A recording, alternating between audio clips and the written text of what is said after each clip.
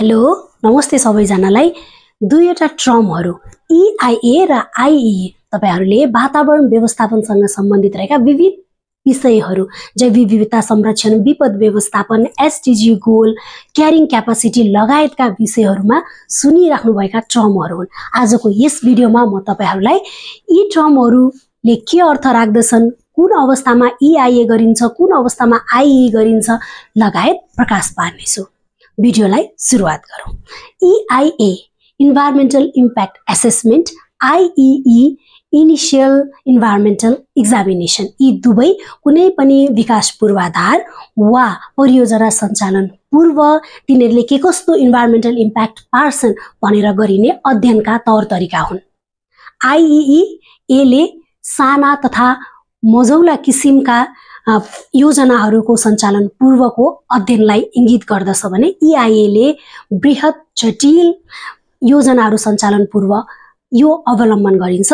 EIA जस्तै उदाहरणको लागि 25 किलोमिटर सम्मको सडकको लागि IEE क्यारी अन गरिन्छ भने त्यो भन्दा माथिको क्षेत्रीय सडकहरू, ठूला सडक आयोजनाहरूको लागि EIA क्यारी अन गरिन्छ। पर्यटकीय क्षेत्रहरूमा 100 बेड सम्मको रिजोर्ट सञ्चालन, होटल सञ्चालनको लागि IEE पर्याप्त छ भने त्यो भन्दा माथिको बेड संख्याको लागि EIA गर्न जरुरी छ। जलविद्युतको हकमा 50 मेगावाट सम्मको लागि IEE भने सो भन्दा बढीको लागि EIA गर्न जरुरी छ।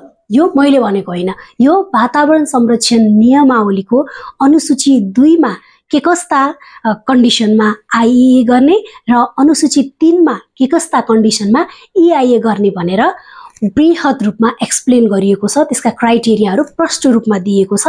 मैले त केही प्रतिनिधि उदाहरणहरू मात्रै भर्खर तपाईहरु सामु पेश गरेको हुँ। यसबाट तपाईहरुले के बुझ्नु भयो भने साना मझौला खालको लागि IEE अवलम्बन गरिन्छ भने बृहत जटिल परियोजनाहरूको लागि EIA क्यारी अन गरिन्छ है।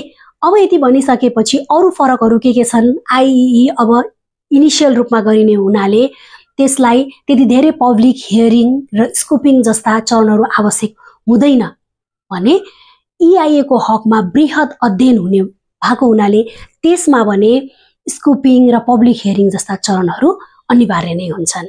IEE छोटो समयमा कम्प्लिट हुन्छ, त्यसलाई कम बजेट भने EIA को लागि बजेट लागत बढी हुन्छ र त्यसको लागि समय पनि धेरै लाग्ने गर्दछ।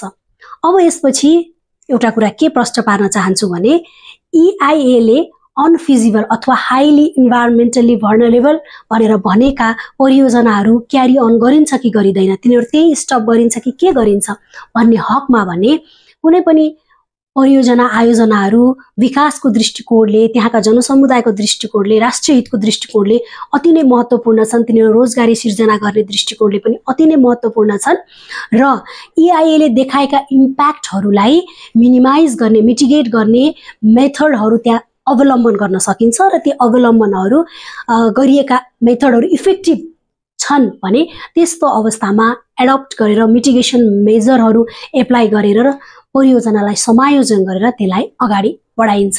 रोक्नु पर्छ नै भन्ने चाहिँ हुँदैन। जस्तै अप्पर कर्णाली जलविद्युत आयोजनाको केसमा पनि प्रारम्भमा EIA रिपोर्टले त्यो अति नै जोखिमपूर्ण भनेर भनेको थियो र त्यहाँ स्थानीयहरूले पनि वातावरण, त्यहाँको वाटर रिसोर्स र बायोडाइभर्सिटीमा असर पर्छ भनेर त्यसको विरोध गरेका थिए।